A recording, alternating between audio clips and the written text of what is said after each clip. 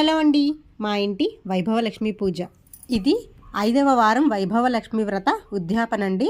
4 శుక్రవారాలు పూర్తిగా ఉపవాసం ఉండి 5వ శుక్రవారం 8 మంది ముత్తైదులను అష్టలక్ష్ములుగా భావించి పిలిచి పూజ చేసుకుని వాయనం ఇవ్వాలి.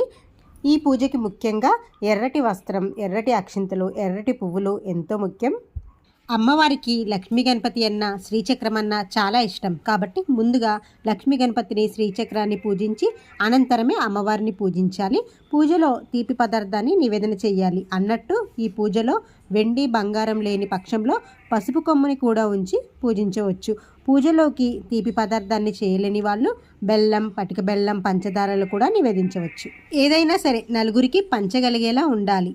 పూజలో ఉంచిన కలశంలోని నీటిని సంతానాన్ని కోరుకునేవారు మామిడి చెట్టు మొదల్లోనూ, సౌభాగ్యాన్ని కోరుకునేవారు తులసి చెట్టు మొదల్లోనూ, అనుకూల దాంపత్యాన్ని కోరుకునేవారు మంచి చెట్ల మొదల్లోనూ పోయాలి.